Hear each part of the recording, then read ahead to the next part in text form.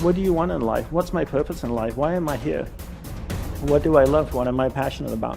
How many people can genuinely answer, this is my purpose in life? Very, very few people. Once you're clear with your purpose, you know what to concentrate on, and you know what to direct your finite amount of energy towards. If you're conditioned, it's because you have allowed yourself to become that.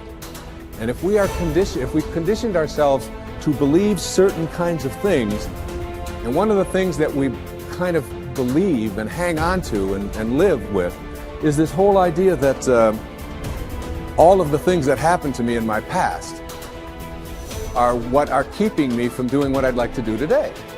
So we hang on to these things and we fill ourselves with blame. You have some options. Here you are exploring the variety of your environment and coming into alignment with who you really are, and then allowing all of that to flow through you too. So in every moment in time, you have the option of focusing in a way that increases and enhances your alignment and your joy, which causes you to resonate with everything you put into your vortex, or something else.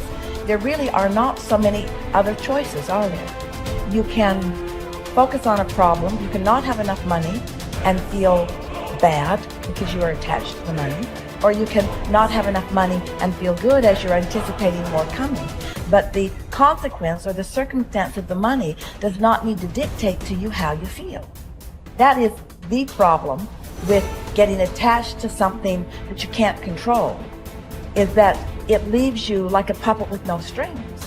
It's about not putting your attachment in all the wrong places, not putting it in what is temporary, but putting it in what is steady. And then in that steady attachment or alignment, then you can just flow it to whatever is currently in your now, flowing through your experience. You can't give away what you don't have. People who are not good at giving away love can't give away love because they don't have it to give away. If I want to give you a dozen oranges, I can't give you those dozen oranges unless I go out and pick up 12 oranges someplace. Otherwise, all it is just empty rhetoric. And the same thing is true of virtually everything in your life. You can't give away love for others if you don't have love in here to give away. If what you have in here is contempt, if what you have in here is anger, if what you have in here is fear, then these are the things you're going to be giving away in your life. Every one of you are drawing a picture with your life. You're the artist. Your hands and your feet are the paintbrushes. And the choices and decisions you're making right now are the paint strokes. You can paint whatever picture you want to paint. You can become whatever you want to become. But your choices and decisions that you're making right now matter. You got to have the grit and the tenacity to push forward and give it a little bit more than what you have right now. Don't wait for the perfect timing. The perfect timing is never going to come because there's no such thing as perfect. There's never going to be a day where you wake up and you're like, this is the perfect day for me to finally change. All the things have lined up. My inbox is completely clear. I have nothing to do today. There's no distractions. The kids are finally perfectly on their own. Oh my gosh, my husband or wife is finally perfect on their own. Everybody is healthy around me. Everything is just perfect. The day is sunny and bright. And oh my gosh, look at all this gold that just happened to appear in front of me. It's not going to happen like that. You need to say, okay, there is never going to be a perfect time, so you need to set a D-Day. Literally, a day in which you say, that's the day. And then you need to marshal all of your motivation, all of your ability to learn and develop skills as fast as you can before that day. But when that day comes, that's D-Day. That's the day that you go. That's the day that you quit. And that has to be a real date for you. I mean, mark it on the calendar. That's the day you quit the thing. That's the day you walk out. That's the day that you leave that situation that is not healthy or satisfying or good for you or your soul or the people around you. That you have to have that date. It has to be scheduled or you'll never do it. You'll just keep saying, oh, you know, one day things are gonna be, you know, the people who say one day, they end up at the end with a collection of days that were so far from perfect that they're in a state of misery now. They never landed in the land of their dreams because they were always marching in something that was miserable to them, right? At some point, The only way that life changes is that you change your course. And don't wait for a perfect day. So what's your date?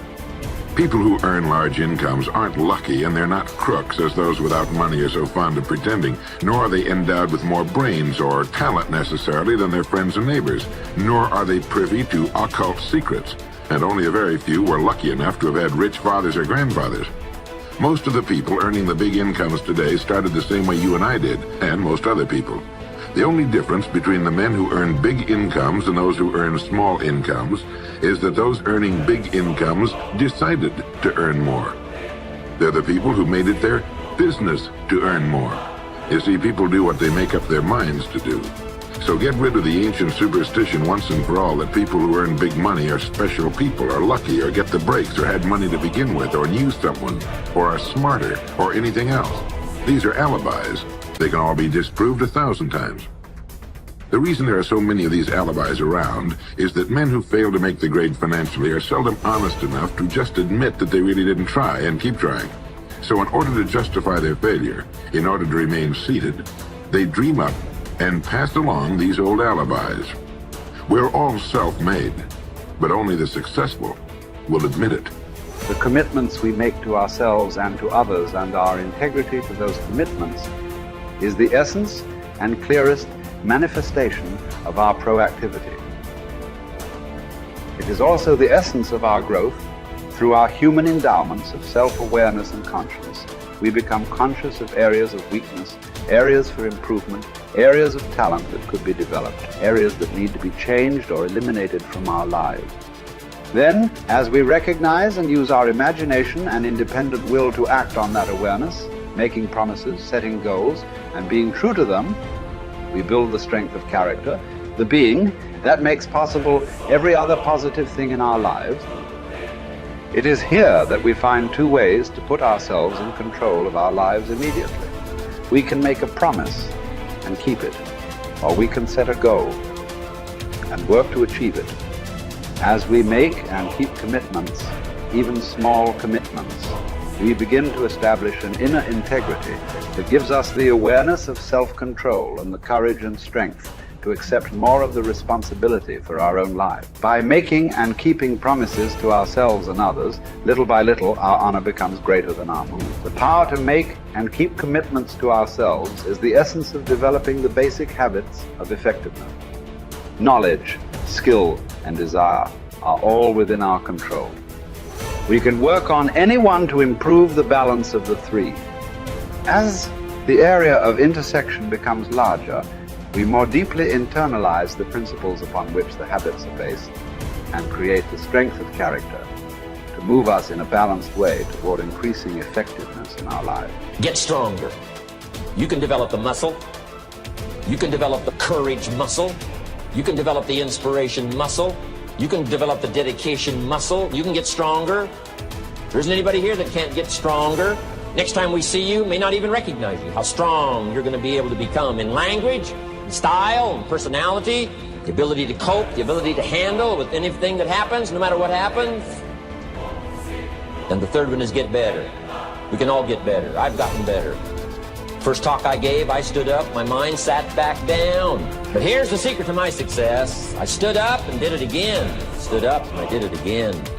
And I did it again, and I did it again all those many years ago. I did it when I was scared, and I did it when I didn't want to, and I did it when I was ill.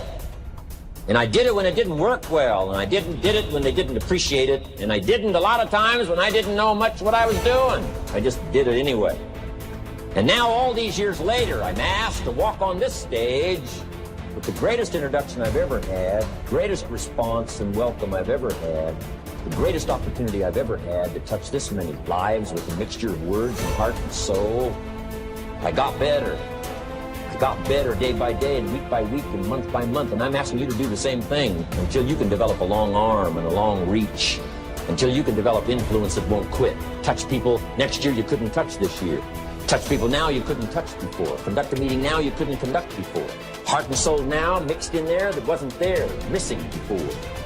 I'm asking all of you to get better in spite of the winters, in spite of the downturn, the money downturn, the social downturn, the personal downturn, whatever it is.